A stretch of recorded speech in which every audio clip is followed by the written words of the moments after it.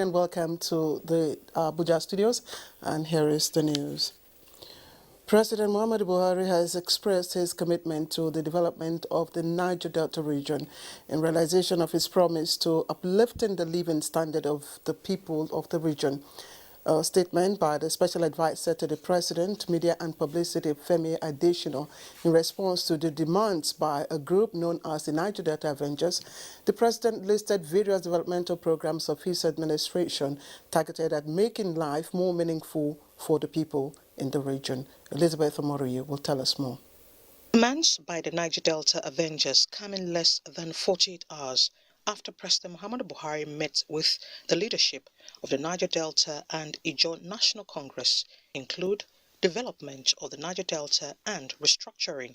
The presidency said the demands came as a surprise, especially given that the germane issues had been responded to, especially called for the restructuring of the Federation and the inauguration of a board for the Niger Delta Development Commission. The statement also recalled the response by President Muhammadu Buhari assuring the leadership of the Niger Delta and Ijaw National Congress that the 10-point demand to the federal government is being addressed by his administration. The president, while acknowledging the rate of environmental degradation in the region, pointed to the hydrocarbon pollution remediation project, which has started work with remediation efforts in Ogoniland. The Minister of Environment is seeing to the effective implementation of the project with a high percentage of local content and inclusion of the surrounding communities. President Buhari agrees with the call for operational licenses for marginal fields to Ijaw people, but pointed out that the process of granting licenses is guided by laid-down rules and regulations, saying he does not see any reason why they should not be granted such licenses if they qualify. The president also hinted that the completion of the East-West Road, quick inauguration of the NDDC board, reduction of oil spills, construction of the Boni-Port Harcourt Bridge are top on his infrastructure agenda. President Muhammadu Buhari said he's happy with the recent affirmation of the belief in a united Nigeria and implored them to use their leverage in making sure that Nigeria remains a united, indivisible entity. In Abuja, Elizabeth Omoriye, NTA News. Meanwhile, Minister of the Niger Delta, Senator Godswill Akpabio, has reiterated President Muhammadu Buhari's commitment to rewriting history in the Niger Delta region by rebuilding access to services and infrastructural development. Senator Akpabio was speaking when he met with the Charge d'Affaires of the Embassy of Ireland to Nigeria, Mr. Kano Finn, who paid him a visit in Abuja.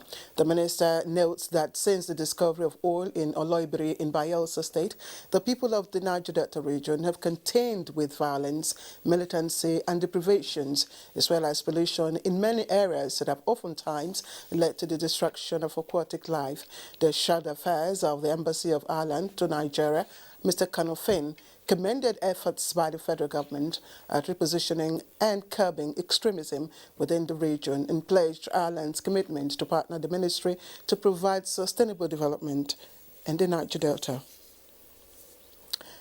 And Nigeria is set to utilize its legal provisions that empower the federal government to collect taxes and profits made in the country by global technology and digital firms not based in the country, but with significant economic presence here in Nigeria.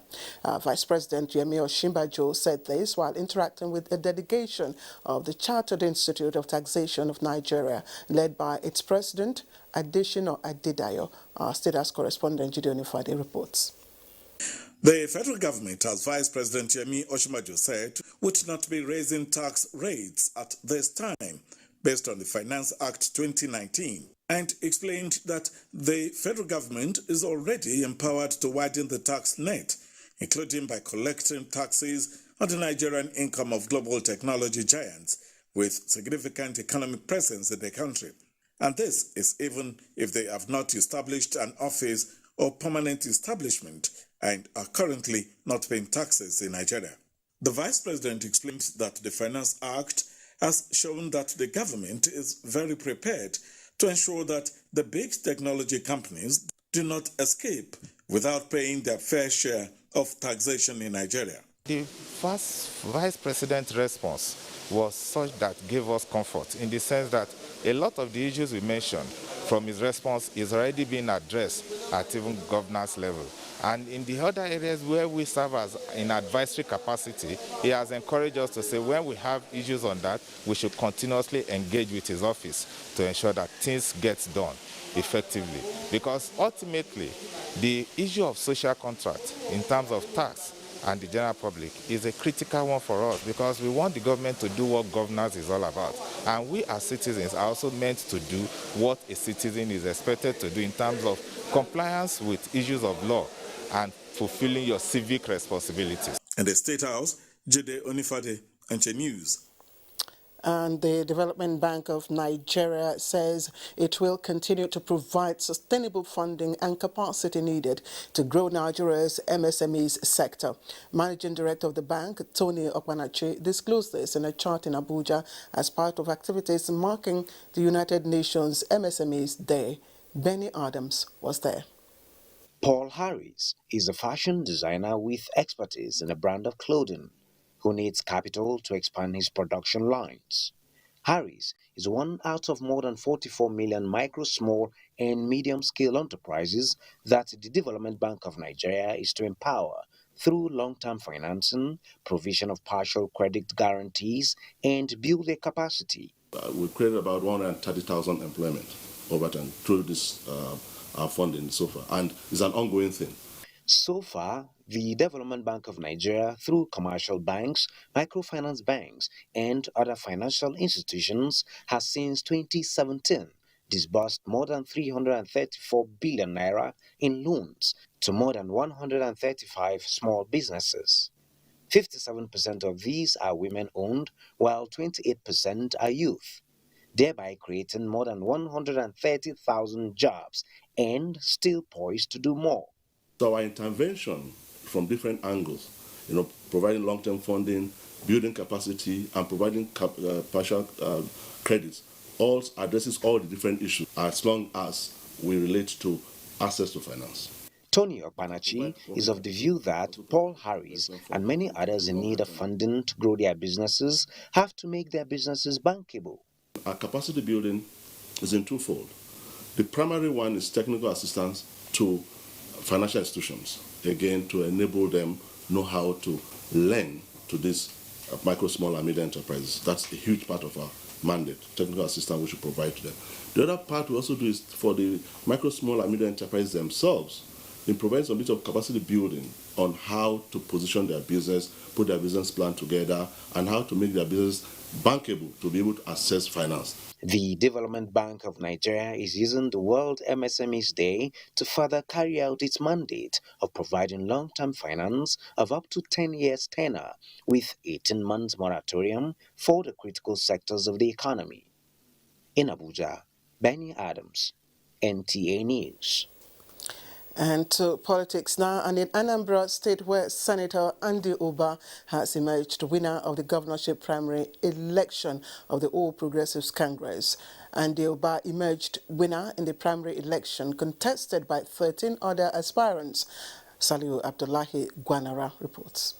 148 votes. The chairman of the APC Anambra State Primary Election Committee and governor of Ogun State, Dapo Abiodun, said Senator Uba polled 230,201 votes out of the total votes of 348,490 to defeat his closest rival, Ononwoku John Bosco, who polled 28,746 votes. Governor Abiodun said election took place in 20 out of the 21 local government areas in the state, noting that election could not hold in Onitsha South due to the failure of the returning officers to conduct the election after collecting election materials from the committee's secretariat. The governor further disclosed that an option A4 method was adopted in the election and blamed the delay in the conduct of the election as scheduled on the failure of the contestants to supply 30 of their representatives as directed by the committee. He said only 9 aspirants supplied their representatives to the committee as at 9 a.m. on Saturday. Governor Abiodun explained that despite the minor hiccups, returning officers backed by security escorts were posted to all the 326 wards in the state, declaring that the process was free, fair, transparent, and in line with the party's guidelines. By the authority vested on me by the National Caretaker Committee of the All Progressive Congress, as the chairman of the Anambra State APC 2021 governorship primaries, I hereby declare Dr. Andy Uba the valid winner of this 2021 Anambra State APC governorship primaries. The election committee chairman, however, debunked insinuations from some of the contestants that the exercise was deliberately delayed, pointing out that his committee only needed to be thorough and transparent. Meanwhile, the state publicity secretary of APC in Anambra State, Okelo Madukaife, in a statement wants the Governor Maimala Buni-led caretaker committee to conduct a fresh governorship primary in Anambra State on Tuesday, June 29, 2021, as the one scheduled for Saturday, 26 June 2021, allegedly did not hold. This, the statement said, is necessary as proposed by the leader of APC in Anambra State and Minister of Labour and Employment, Chris Ngige. Salihu Abdullahi Gwanara, NTA News. And Valentine Ozigbo has also emerged winner of the PDP Anambra State governorship primary election held in Oka. He polled a total of 62 votes to beat his closest rival, Obiora Okonkwo, who scored 58. Joy Ilegbo reports that the primary held under tight security. The People's Democratic Party PDP primary election, which was held at the Anambra State Women Development Center in Oka, had 218 superdelegates from the 21 local government areas of the state, including 11 out of the 16 aspirants of the party. Before the commencement of the exercise, 3 of the aspirants had stepped down for various reasons. They are Atiaba Emeka Benson, SAN, stepped down. Dr. Tony Okechukwu Moye also stepped down. Izerebe Marcelinus Chukwu Meze also stepped down. After accreditation of delegates and voting proper, Mr. Valentine Ozigbo emerged as winner with 62 votes to defeat his closest rival, Dr. Obiora Okonkwo, who polled 58 votes in the keenly contested election. Hereby declare Mr. Ezwebo Valentine Chinato as the winner of the PDP Anambra gubernatorial primary election. Given the transparency of the process, it will be easy for us to come together as one, and with that, you begin to see the power of PDP. Meanwhile, another faction of the PDP, led by Chukwudi Umeaba, also elected Senator Ugochukwu Uba as the party's flag bearer in a parallel primary, which had 5 out of the 16 aspirants in attendance. In Oka, Joy Iluebu, NTA News. And the All Progressives Congress APC Caretaker Extraordinary Convention Planning Committee has approved the timetable schedule of activities for the conduct of congresses across wards, local government areas and states of the Federation to elect party officials. A statement by the director of the organization indicates that activities for the ward congresses will begin on Thursday, the 1st of July and end on the 20th of August, with appeals arising from local government congresses. In the same vein, the state congresses activities will start on the 23rd of August to end on the 21st of September, with appeals arising from state congresses. The information managers of the All Progressives Congress have commended President Muhammadu Buhari for resisting pressure to embark on anti-people policies. The APC information managers at federal and state levels, who spoke after a meeting with the Progressives Governors Forum in Lagos, thanked the president for not succumbing to pressure on upgradation of fuel subsidy, stoppage of anchor borrowers program, as well as borrowings for infrastructural development. The Director General of Voice of Nigeria, Von Osita Okechukwu, who addressed journalists at the end of the meeting, said the takeaway from the meeting was the commendation of President Buhari for not bowing to pressure, as that would have led to unintended hyperinflation, which will further fuel the already existing inflation, even take meals off the tables of millions of Nigerians.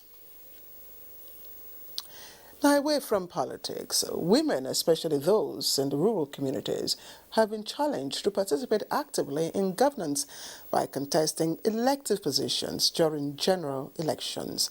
Now, that was contained in a message to participants of a sensitization program by the National Orientation Agency. Our correspondent, Kenneth Nanim, was there. In a bid to ensure better sensitization of women on their impact on the electoral process from the grassroots to the national podium, the National Orientation Agency mobilized women across the board in the Jukwe satellite town of the FCT as part of its rural mobilization and orientation program. We believe that the women involvement in the electoral process and governance should start from the grassroots. So the first is to go and register to any political party of your choice and start to grow from there. The Enlightenment campaign also reminded women of their great contributions in the home front and their invaluable efforts in nation building. A woman can equally be a chairperson or chairman of the local government, even president. So it is time for women to come up and participate in politics. It's just to encourage them as well to bridge that gap of inequality when it comes to women, to gender and governance. The women sought the support of relevant stakeholders and the level playing ground to key in and turn their potentials to actual impact. I am capable for it to join, but I don't know where to join. But for now, we don't see somewhere now. So what I learned so far is encouragement for we as a women to get up. For the National Orientation Agency, the 2023 general elections gives Nigerians another opportunity to strengthen democratic ideals and open more channels for inclusion in different strata of society. Kenneth Nanim, NTA News. Let's turn attention to Abia State, where Governor Kezia Victor Ikbazo and his Kogi counterpart, Yaya Bello, have stressed the importance of a united and indivisible Nigeria against agitations by some groups for its disintegration. Now, the two governors reaffirmed their commitment at the Government House, Umuahia, when the Kogi State Governor went calling. Kingsley Onaniwu has the details. Both the visiting Kogi State Governor, Yahaya Bello, and his host, Governor Kezia Ikbazo, made it clear that Nigeria as a nation must remain united and indivisible, notwithstanding its present challenges. They added that what unites Nigerians is far better than what divides them. They therefore cautioned groups seeking for dismemberment of the country to shield their sword in the overall interests of the nation. Nigeria can never divide. Because of certain practices of the past, we can have differences, skirmishes here and there, which, by the grace of God, as time passes by, we shall correct them, and Nigeria will remain together. We must remain a united country because that is indeed all we have as a country. And I must say that God, who has brought us together and so vastly and richly endowed us individually and collectively, would not have done all of that in vain. There must be a reason and a purpose, and that is to lead Africa. And stronger, together we are stronger. And I join your voice in saying that a stronger, united one Nigeria is the goal of every well-meaning person, even from this part. The two governors also appealed to Nigerians to live in peace with one another, irrespective of tribe, region, and religion. In Umuahia, Kingsley Onaniwu, NTA News. And Governor Babajide Sanwo-Olu has taken a bold step towards ensuring financial autonomy of the legislative arm of government with a view to addressing issues that resulted in the recent strike called off by the Parliamentary Staff Association of Nigeria. Now, this was demonstrated when he signed into law 3 bills, including Lagos State House of Assembly Service Commission Bill in Lagos. Musa Toliat witnessed it. The 3 bills signed into law are the amended Lagos State House of Assembly Service Commission Bill, the Lagos State Sports Commission Bill, and the amended Lagos State Independent Electoral Commission Bill. Governor Babajide Sanwo-Olu reiterated that laws, especially the Sports Commission law, will further give impetus to sports development and provide a viable alternative to criminal tendencies. We and the executive will continue to see the independence of the legislature as given. The second one regarding our sports and our sport ministry and our sports commission is really to deepen sport activity in the state. Speaker, Lagos House of Assembly, Right Honorable Mudashiru Abasa, who was in attendance to witness the event, stressed that the move to amend the laws was born out of the commitment to enhanced working relationship between the executive and legislative arm of government in the state. The 3 laws are very good for the progress of the state and the people of the state. As we are all aware that in Lagos State, we have very strong collaboration between the House and the Executive, and this has tremendously helped governance in Lagos State. The governor, however, assured Lagos residents that no efforts will be spared to ensure good governance is sustained in the state. In Lagos, Musa Toliat, NTA News. And former President Goodluck Ebele Jonathan says there is need to continue to pursue goals geared towards improving the mental well-being of youth in the country for improved national productivity. He stated this when founder of Albino Foundation, Jake Epele, paid him a visit in Abuja. Austin Ayebe reports. The former president, who granted audience to representatives of different organizations, including Albino Foundation, said youths need support in the areas of mental health, as stability of minds is key for proper social integration. Most people we see speaking good English, wearing good dresses, and moving about, whether men or women, are not mentally stable. And that's why people get to do a number of terrible things that you can't imagine that a normal person would do. So if a group is interested in that aspect of our society, it's quite interesting, and you need to be encouraged.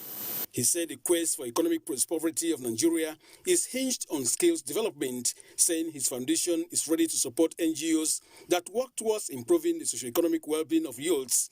If young people could be taught on how to do simple, not simple, the shoes look nice. And if you are doing this and they are selling, even some of our young girls that hang around the streets, if they have this kind of skills to do, then they may prefer to do something else. President of Albino Foundation in Nigeria, Jake Epele, says the visit to the former president is to find ways of collaboration, particularly as it prepares to hold a national dialogue on albinism. It's just a way to get high-profile individuals to lend their voice on what we're doing and also speak on our behalf whenever they have the opportunity. Issues on how to develop a national policy on albinism featured prominently in the discussions. In Abuja, Austin Ayebe, NTA News. All right, thank you, Austin, for that report.